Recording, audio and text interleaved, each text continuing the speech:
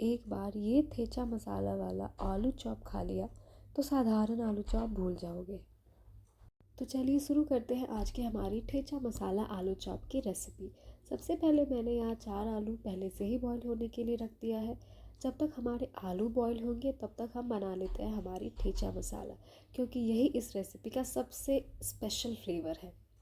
इसके लिए मैंने लिया है एक कढ़ाई। कढ़ाई में मैंने 1 टेबल स्पून ऑफ के करीब में तेल डाला है। मैंने यहाँ सरसों तेल का ही यूज़ किया है इस पूरी रेसिपी में।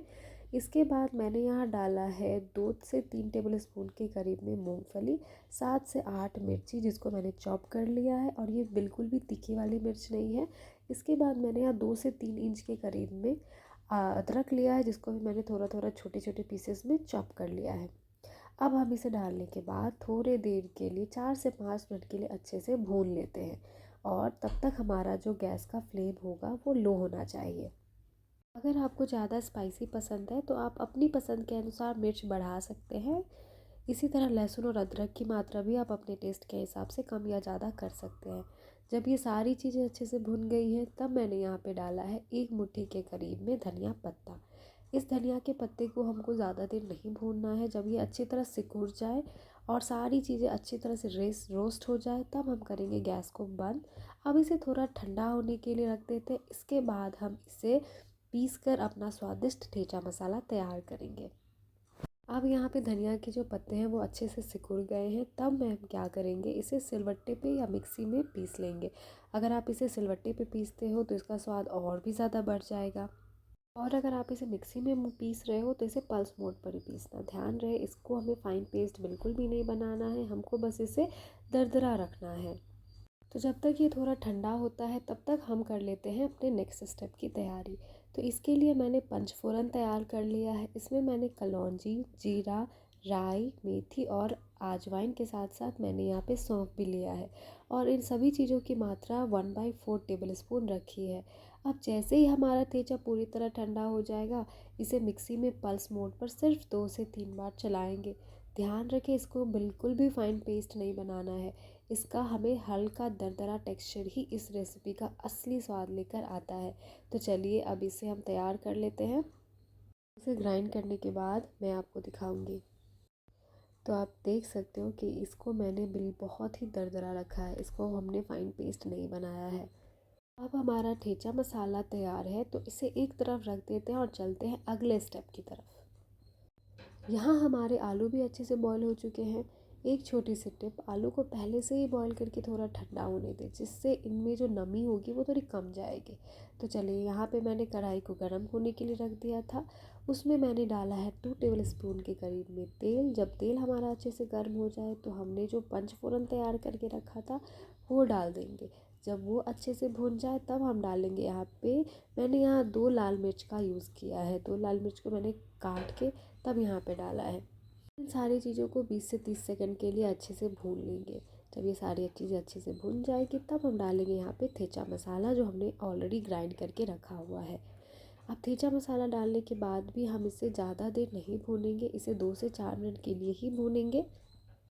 इसे अच्छे से भूनने के बाद हम यहाँ पे डालेंगे कुछ हमारे पाउडर वाले मसाले, जिसके लिए मैंने यहाँ पे मात्रा रखी है सारी चीज़ों की 1/4।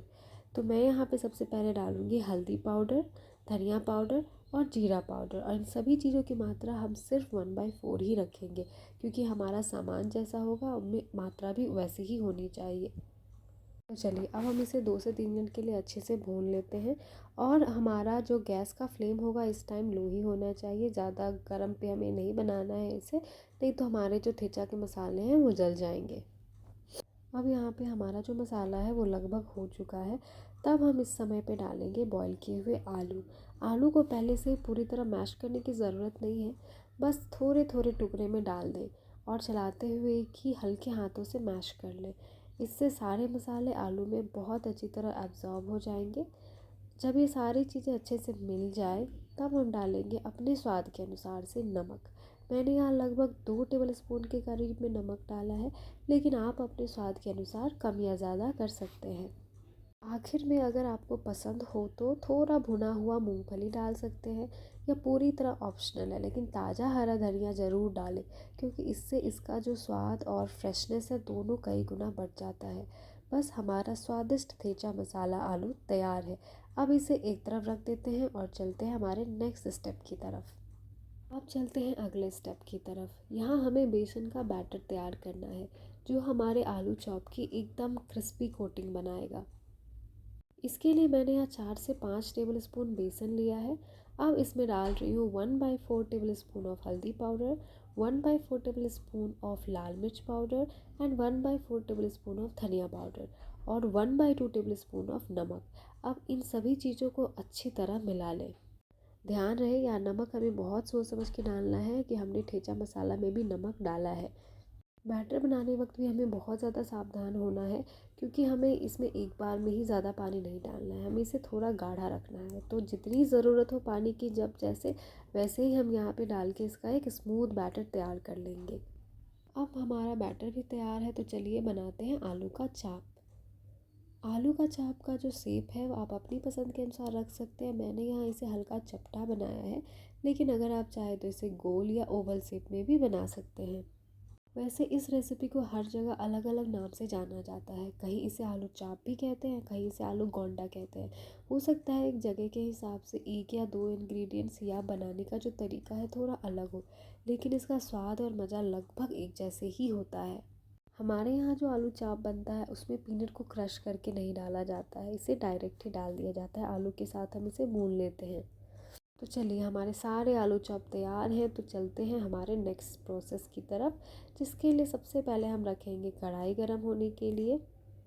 जब कढ़ाई अच्छे से गर्म हो जाए तब हम डालेंगे यहाँ पे तेल। मैंने यहाँ सरसों तेल का इस्तेमाल किया है, आप चाहें तो अपनी पसंद का कोई भी तेल ले सकते हैं, लेकिन मेरे हिसाब से सरसों के तेल में इसका स्वाद और फ्लेवर और भी ज़्यादा अच्छा आता है। अब हर आलू चाप को बेसन के बैटर में अच्छी तरह कोट करें ताकि चारों तरफ एक समान कोटिंग हो जाए। उससे पहले मैंने यहाँ पे डाला है 1 पिंच के करीब में सोडा। सोडा आप इसी समय पे ऐड करें, पहले ऐड करके बिल्कुल ना रखें। जब आलू चाप में बेसन की कोटिंग हो जाए तब धीरे धीरे इसे गरम तेल में डाल दें। ध्यान रखें एक बार में बहुत ज़्यादा आलू चाप ना डालें। मैंने यहाँ एक बार में सिर्फ 4 आलू फ्राई किए हैं। इससे इन्हें पलटने में आसानी होती है और हर तरफ से ये बराबर सुनहरे और क्रिस्पी बनते हैं। आलू चॉप को तेल में डालने के बाद तुरंत बिल्कुल भी ना पलटें। पहले एक साइड को अच्छी तरह गोल्डन और क्रिस्पी होने दें। जब एक साइड अच्छे से पक जाएगा तभी इसे पलटें। इसकी कोटिंग टूटेगी नहीं और चॉप का शेप भी बिल्कुल सही रहेगा। ये आलू चॉप ज़्यादा समय नहीं लेते। मीडियम फ्लेम पर ये बहुत जल्दी गोल्डन क्रिस्पी और परफेक्टली कुक्ड हो जाते हैं। देखिए अब एक तरफ ये बिल्कुल अच्छी तरह से पक गया है, तब मैं इसे पलटने वाली हूँ, जिससे पलटने में भी आसानी होती है और ये टूटता भी नहीं है। तो लीजिए मेरा पहला बैच तैयार है आलू चाप का। तब इसे तेल से हम हटाते हैं। तो चलिए मैं यहाँ दूसरी बार डाल रही हूँ आलू चाप छानने के लिए। तो इसे भी हम सेम प्रोसेस के साथ ही छानेंगे। पहले हमें इसे थोड़ी देर रखना है, तब इसे पलटना है। जल्दी जल्दी बिल्कुल भी नहीं पलटना है। तो चलिए हमारा सेकंड बैच भी तैयार हो गया है। तब हम इसे करते हैं तेल से बाहर। इसे साइड में रखने के बाद मैं यहाँ छान रही हूँ 2 हरी मिर्च। मैंने 2 हरी मिर्च को बेसन में अच्छे से डिप कर दिया है। यह बिल्कुल ही ऑप्शनल है, लेकिन खाने के साथ इसका स्वाद कमाल का लगता है। अगर आपको ऐसी मिर्च बिल्कुल पसंद नहीं है तो आप इस स्टेप को छोड़ सकते हैं। और चिंता मत कीजिए, मैंने यहाँ कम तीखे वाली हरी मिर्च का इस्तेमाल किया है, इसलिए इसका जो स्वाद है वो बहुत ज़्यादा बैलेंस्ड रहता है। तो ये भी यहाँ अच्छे से फ्राई हो चुकी है। तब हम इसे करेंगे थोड़ी ही देर में तेल से बाहर और इसे रख देंगे साइड में, ताकि जो भी एक्स्ट्रा ऑयल होगा वो भी आसानी से निकल जाए। तो बस हमारी ठेचा स्टाइल आलू चाप तैयार है। इसे गर्मा गर्म चाय के साथ ज़रूर इंजॉय करें। अगर आपको मेरी आज की रेसिपी पसंद आई हो तो वीडियो को लाइक शेयर और चैनल को सब्सक्राइब करना बिल्कुल